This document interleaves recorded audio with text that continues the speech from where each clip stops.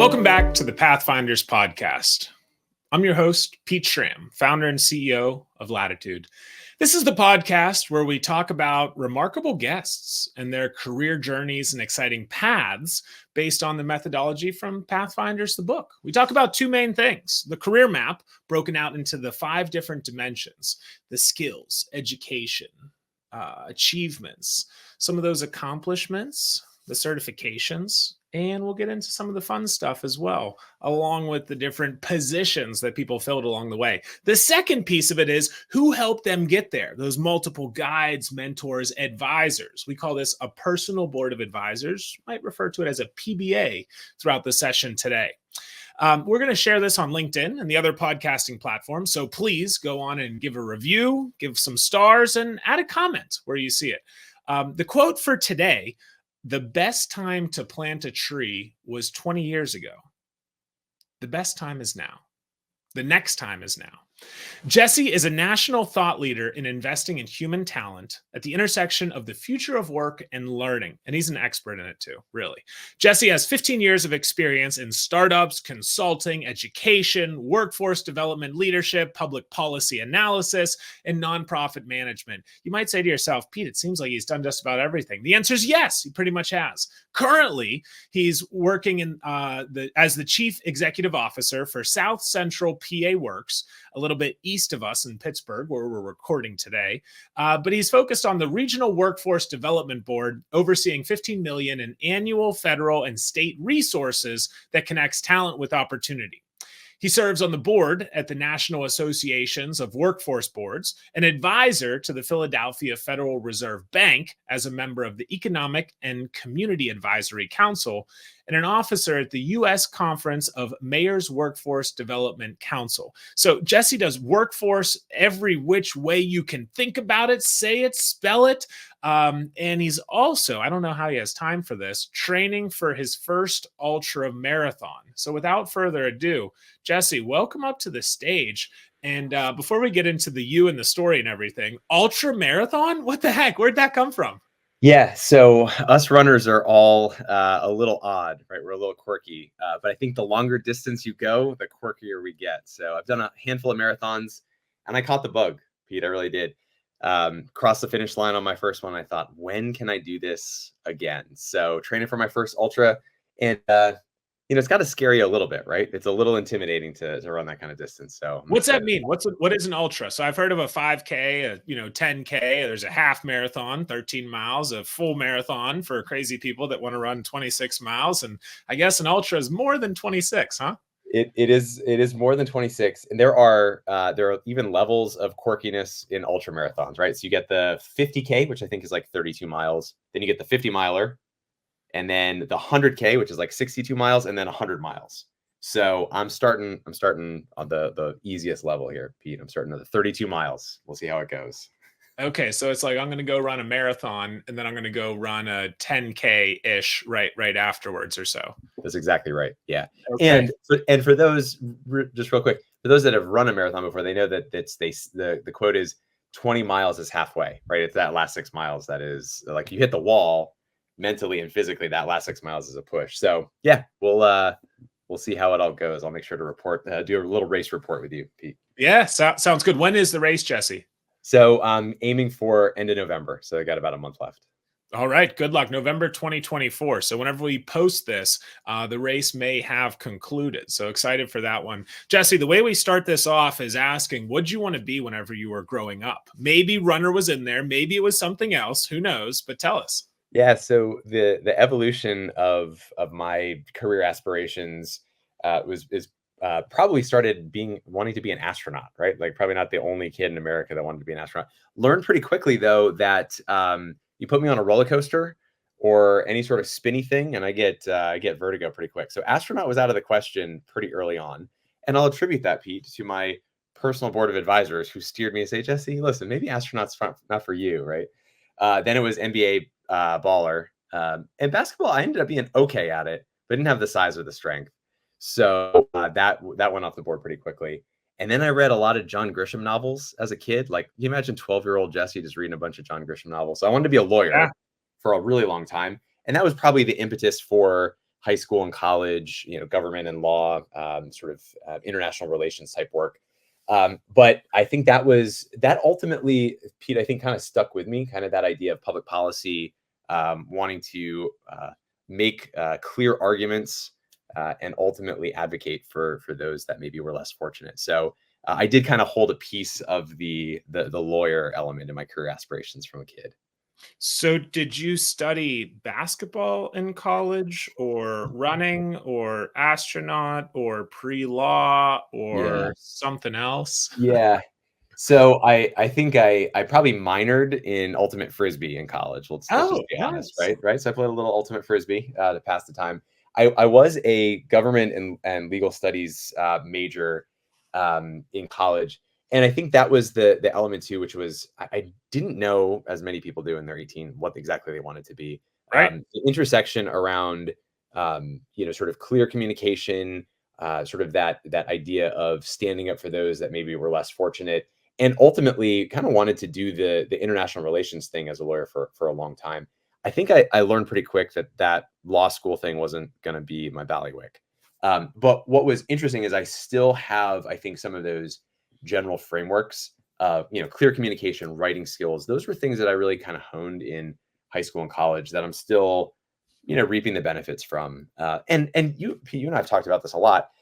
Those that go to school, again, 18 to 22 in that sort of traditional 4-year college, not always doing exactly those things 15, 20 years later. But I think what I can do is I can look back at some of the advice that my dad gave me. Yeah. Learn how to love learning, be a lifelong learner, be adaptable and resilient, communicate well, right? Being able to communicate ideas broadly, no matter what field you're in, will be effective, and to kind of be hungry and humble. And I think that was the big takeaway that I had in college, on the backdrop of government and sort of international relations work. But those were the lifelong learning lessons I think that I took the most from those college days. And you just answered the question that we usually ask of not just what you put into your toolbox, what really stayed into your toolbox. And I particularly love the one you stay always learning, in sponge mode, as I like to refer to it. You're always communicating effectively, getting better at those skills, and staying humble and hungry throughout. So then, did your first job take you to the NBA and you got back onto the basketball court, or you stayed more with ultimate frisbee there? So it's a quick little side tangent. So we have 4 young kids. Yeah. My second oldest is 7, just played his first year of basketball. So came back from basketball Let's practice. go. Right, this is back earlier in the winter. First practice, and we were shooting around before and after, right? And so we were driving home, and I was like, "Hey, Caleb, how's practice?" He was good, and then all of a sudden he stopped himself and he said, "Dad, I just think it's so strange that you weren't drafted in the NBA." And I just thought this might be the best compliment anyone's ever given to me. So I'm still in that stage where I want to be the dad that my kids think I am. So I still have got one person who thinks I might still be able to make it to the NBA. So joking Hold on, real aside, quick. I think Let's dive down in that. Everybody that listens knows that I love rabbit holes and tangents and everything. So whenever you compare your hoops game to some basketball players out there, are you more of an outside shooter? I get the play-by-play updates every week, every other week, but for the half dozen to half a million listeners that are still with us at this point in time in the episode, would you say you're a slasher, you're a post player, 3-point bomber? yeah. So I'm 6'1" on my driver's license, and I was standing up really, really tall when they took that picture. So I'm still a pretty small guy out there. So I would say I'm a perimeter player who, when I catch fire from 3, I can knock them down. I can knock down the open shot for sure. But that frees up that slash game. I do like the dribble, drive, and kick. So I can hit the outside shot, open up those lanes, and then be able to free up a guy like you, who strikes me as a little bit more like you got a little bit more low post game. I can find you in the paint a little bit. So we got to get together. Next time I'm out in Pittsburgh, I'll bring my Yes. shoes. You bring the ball. Yep, I am ready for it, and we have multiple places to play. So back to our scheduled programming, Jesse. Upon completion of school, where did you take your talents? Talk to us a little bit about that first position. Yeah. So again, like many college students, have the degree, have the 4 years, and not a ton of real world experience. And so my first job actually was I did the AmeriCorps VISTA program, which was essentially like a domestic Peace Corps. And so did a year of volunteer service. I really wasn't volunteer. I mean, we were paid a small stipend, but for me, it was a little bit of will work for experience type of thing. Didn't necessarily have the vision or the chops, quite honestly, to dive right into career aspirations. So took that year, AmeriCorps Vista, kind of a payback service to the community. Worked at the Cambridge, Massachusetts, which is right outside of Boston, Cambridge Multi-Service Center, which is essentially this collection of human service entities, right? Housing, mental health services, and ultimately the agency that I was helping to run was an employment service. Yeah. And what was really striking about that was when I looked at the suite of services that were available for those individuals that had some significant challenges. There were food insecurity and homelessness and mental health and addiction. But the one thing that was sort of a commonality across the thousands of people that we served over those 2 years was if I could get a good job, a stable job that could pay the bills, it felt like everything else we could figure out, right? Yeah. And it didn't mean that that was the silver bullet. It just meant that that was the one theme, was this idea of a good job. And that really was the impetus to what I'm doing now, which is workforce development. I think deep down, Pete, I still have that heart of a social worker, right? Like the hands-on, face-to-face interactions with real humans who are looking to get that job or that next step along their career pathway. And I think while my day-to-day functions is not on the front line of employment services in my role at SCPA Works, it's that heart of a social worker or a human services worker that I think always sticks with me. So I took so much from that first job. I think I made $10,000 that year living in Boston, which I don't even know You're if is about to humanly retire, possible. yeah. But I wouldn't trade that. I wouldn't trade that experience for anything. And met my wife at that job as well, so that was maybe the biggest blessing. So Priceless, yeah. So talk to us a little bit about what is workforce development. We hear about WIBs, we hear about these other, kind of initiatives, opportunities, agencies, firms. What does that mean and maybe you can even break it up on a like state, local, national level. yeah, workforce development is a phrase that's used a lot, and it can mean a lot of different things. I mean, I think at the highest level, workforce development is this idea that all humans have potential. There is dignity in work, and there is a lifelong learning pathway for individuals. And so it's the development of humans in the skills, knowledge, and abilities and education for competing in an ever-changing labor market. The other way to think about workforce development is for a recent college graduate, let's say she graduates, she's 22 years old, the likelihood that she won't need some sort of learning, training, development, professional education, continuing education over her 40-year career is like 0%, right? So there needs to be an agility and a resilience and a development in learning. At the federal level, or at sort of like the public workforce system level, there is sort of national level investments, primarily through things like the Workforce Innovation and Opportunity Act, those public dollars that fund the American Job Center system, which is one of many components of the larger workforce development system. Community colleges have a big role to play, career and technical education, as well as private corporations who are investing billions of dollars a year across the country in developing their own workforce. So our role is at SCP Works, is to try to play a connector and a convener role. Get private industry to tell us what they're really looking for, what pain points they have, be able to leverage public dollars and be able to align that with industry standards, right? We don't want to just train people and hope that they get jobs. We want to reverse engineer this. Industry, Yeah. tell us what you need, and then let us do the public-private partnership to align that as best as possible. So if I'm somebody that's, maybe coming out of high school, college is maybe yes for me, maybe not for me. Maybe I just came out of college. Maybe I'm, 10 years into my career. When am I going to go to a workforce development group? At what point am I in trouble? Do I have a job, not have a job? Can I do it proactively? Is it only reactive? What does that look like? And how can we spread that message a little bit for workforce development groups across the country? Yeah, it's a great question. I'll say, I'll give you two answers. The first is primarily the public workforce system with workforce development boards such as SCPA Works.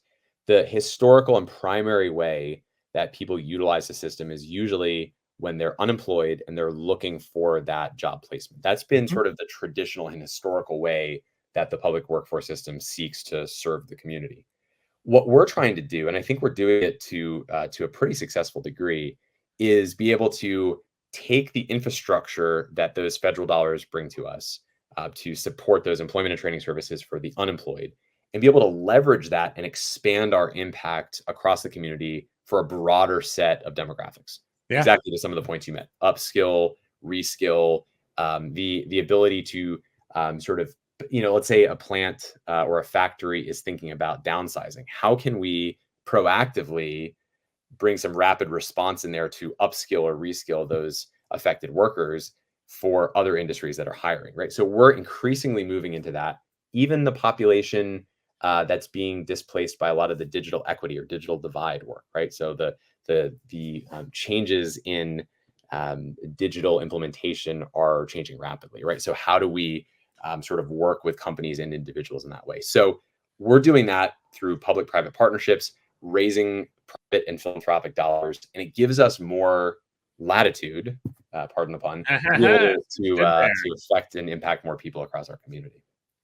So we're going to educate and bring awareness and help fill the needs of the future. Before we get back to your career map specifically and some of the 5 dimensions, talk to us about some of the skills and opportunities, even just in our region, right? South Central PA. What's needed in these parts? You could even span across the state if you want to, but where do we see the gaps coming in the future? So one of the ways that I like to answer this question or frame it up is there are many things that will change, but there's a lot of things that won't change over the next 5 to 10 years in terms of opportunity. And I think sometimes with the perspective of how much is changing and how much is up in the air for industry, it's helpful sometimes to think about the areas that won't change. And we like to think about this in terms of digital and durable skills. There are tremendous opportunities on the digital side. That's not just computer programming, software, DevOps, although there's plenty of those jobs growing. It is Industry 4.0 in manufacturing. It's smart manufacturing facilities that are using Internet of Things, AI, machine learning to rapidly prototype, develop, and produce the many, many things that South Central Pennsylvania produces. We're also the snack capital of the world, too. So I'm sure they're using AI and machine learning to make better potato chips, right? But it's the whole thing, right? So manufacturing is in our DNA. So it's the digital skills around some of that. Quick anecdote: we are the Keystone State. And if anyone's driven through central Pennsylvania recently, whether it's 83 or 78 or the Turnpike, there are warehouses everywhere. Now, it used to be with these million-square-foot warehouses that you would need about 500 to 800 manual laborers per warehouse, right? Pickers, packers, material movers. Now you'll see a million-square-foot warehouse, and they need to hire 100 people.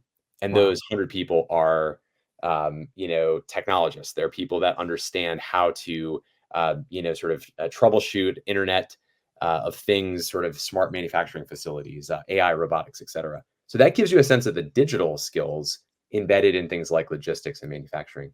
But on the durable skills, back to our conversation at the beginning, problem solving, critical thinking, leadership skills, the ability to listen well, those are skills that will always be in demand. We're seeing the Yeah. intersection of those digital and durable skills. And so if you have either or both of those, there are a tremendous number of opportunities: healthcare, manufacturing, logistics, and IT across our region.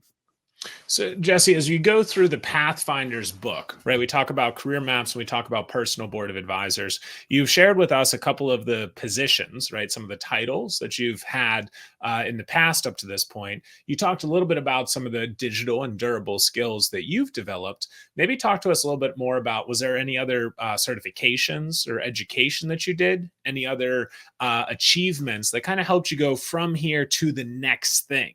Maybe talk a little bit about those for some of the audience with the lens of, as I'm planning out how to advance my career, I can't just always say, hey, it's been, 13 and a half months, the clock's ticking, I automatically get the next step, but how you helped build along the way.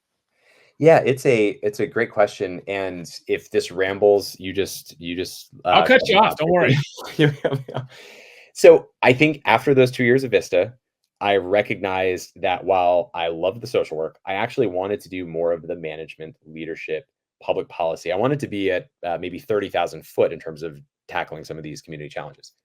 That was when I realized I needed a master's degree. So I went Yeah. back, got a master's in public administration. That was the best decision I could have made in terms of education and achievements. I am still reaping the rewards 14 years later of that almost on a day-to-day basis, right? And that is everything from financial analysis, operational analysis, to just management, right? Like almost like a B school for the public sector, right?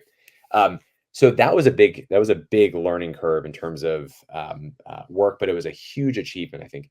I did a couple certificate programs, strategic execution, sort of the idea of going from, that position to actually the CEO of SCPA Works. I realized running a company was not something that I had a playbook on, right? So I Right. needed sort of those shorter term certificates.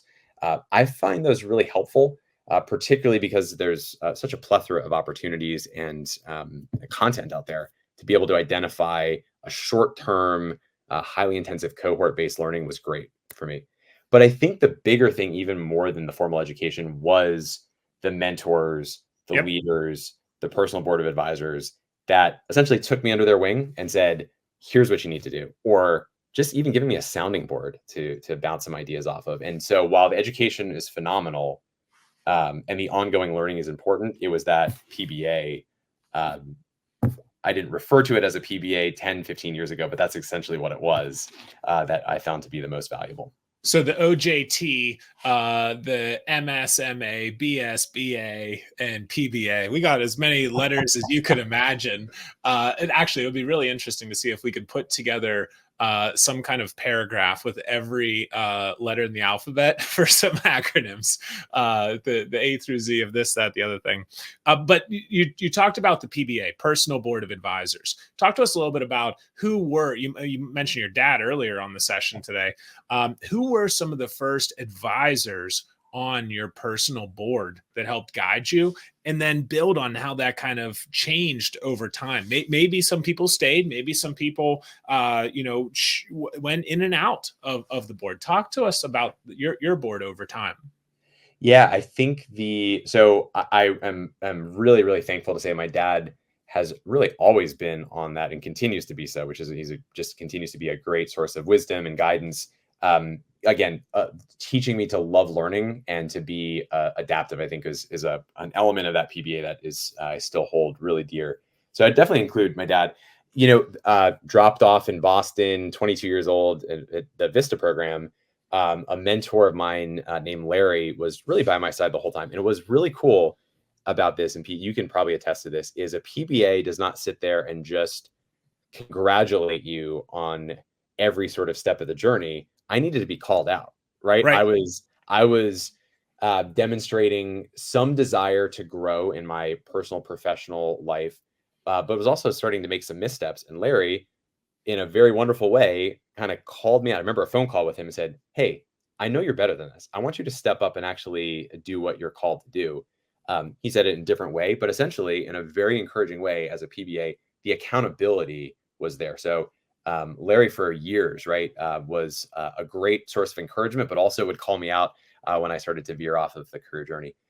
Kirsten Lodel was the CEO of a Lyft, and that was again one of those first jobs out of college, and that was the organization that I was placed at during that VISTA program, right? So really, really important couple years. She exemplified strong leadership, human kindness and compassion, but visionary, right? I really caught her vision for where the organization needed to go, and I thought that she just exemplified that. So I was able to learn a lot from her and sort of bounce some great ideas off of her early in my career. And then probably one more, Pete, would be the individual that I actually ended up taking over for as CEO of SCPA Works, Kevin Perkey. He just an incredible mentor of mine. Again, showed me the way to lead with strength, with some grit and some resilience, right? So just being able to bounce ideas off of him. And so industry specific, right? Kevin, how would you handle this? Or what would you do here?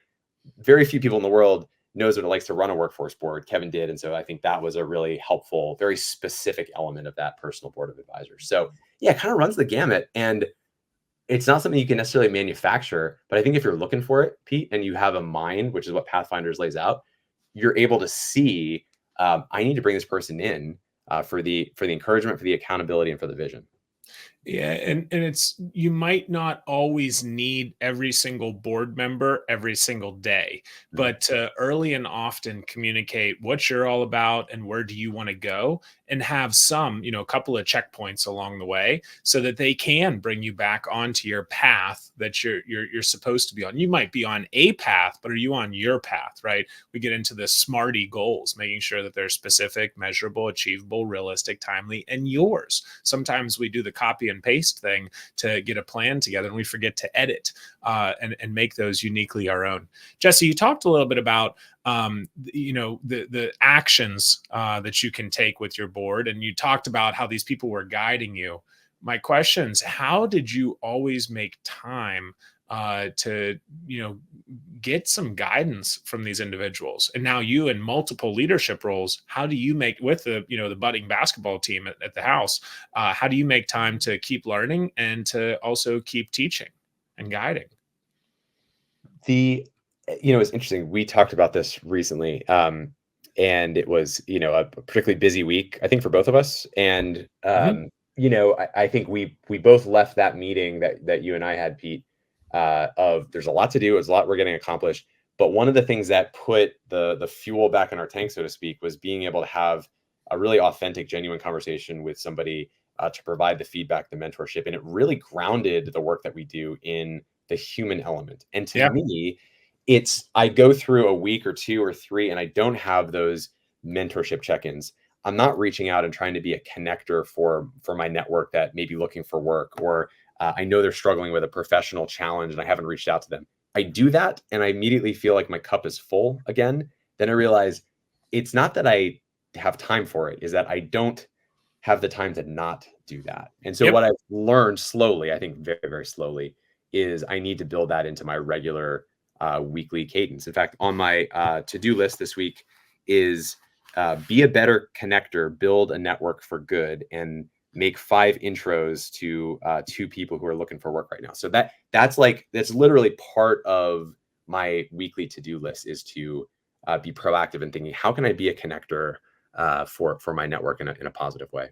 Yeah, and make sure tag me on that one so that we can continue, connecting others. Because, and hey, folks, as you're listening to this one, go back to the post and say, hey, Jesse, are there other people that we can connect for you, and also give him some accountability and say, Jesse, when's the last time you did some of that connecting to the other folks? And if you're listening and looking for a job up to this piece, and you just so happen to be at some part of Pennsylvania, well, guess what? You're just serving up an alley-oop to Jesse to help connect the dots, myself as well. So action item to the listeners that are still here.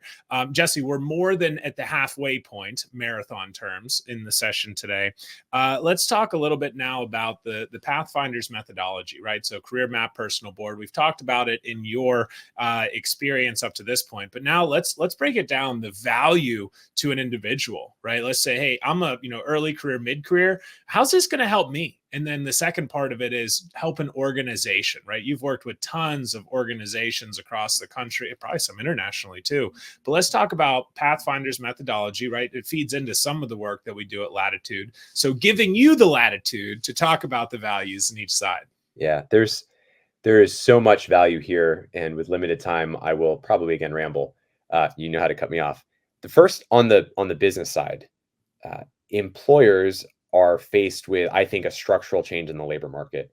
There are, in the long term, I think there will be more job openings and more job potential opening. There will be individuals to fill those jobs long Yeah. term. And so because of that, the power dynamic has shifted, I think, a little bit, notably and significantly, to the worker. What that means is it's incumbent upon companies to provide pathways either up, or those workers will go out, right? So we call it like the new up or out. Give your workers a pathway up, or they're going to find another opportunity. And so it really becomes a sort of a triple bottom line. Not is it just the potential of losing really, really good employees, but keeping employees because you have shown a really, really clear pathway, but then also resources to be able to support them. And that includes something like Latitude, and the mentorship, those touch points that really are meaningful. So on the employer side, they can't afford not to do this. They can't afford not to invest. It will pay so many dividends. And really kind of the battle for talent will be contingent upon not just pay and purpose, but also pathways, right? I think those three P's are really critical. On the individual side, we know the pathway through high school. We know the AP courses that you take. We know even potentially the pathway to get to college, and then you graduate from college. But then once you're in the real world, Pete, there's not a playbook for how to invest in yourself, right? So the idea of human potential is embedded in every part of the American dream, but there's no real playbook for that. If I'm at a company, I've never been here before. I don't know where to go for resources, for pathways, for the opportunities to grow. And so I think it really speaks to the idea of equipping individuals to give them a vision, the art of the possible. Yeah. Here's where you could be, Jesse, in 5 years, and here are the steps that you can take year by year. And I think it's catching that vision that a lot of American workers today don't have. And if they had it, there would be so much more motivation and encouragement for that lifelong learning and that growth. So it's so critical. And it's not just the promotion and the pay. I do want to emphasize that it is the aspirational side of, here's what I've always wanted to do. I just don't know how to get there. And this is, I think what you're working on is speaking exactly to that, both for the worker and for the employer. Put together a little bit of a plan. Hey, here's where I want to get to, and the what, and then being able to share it with a couple of other individuals, bouncing those ideas off them. And just think about, Jesse, how much easier is it if I come to you with this career map that you're able to noodle on and look at and comment on before our conversation, so that, you might have even, had a chance to comment, okay, hey, Pete, on this couple of career map future steps, have you thought about this, thought about this, thought about that, as I'm building these things out on that career map document? And then I might go over to somebody else on my board. I go to Jeffrey, I go to Sean, I go to, Alexa, and they provide guidance and perspective on a different part of my career map. So it's that piece of, hey, we're not alone in all of this. And you're able to you have to be a self-starter, right? That's a very important piece. But success is possible.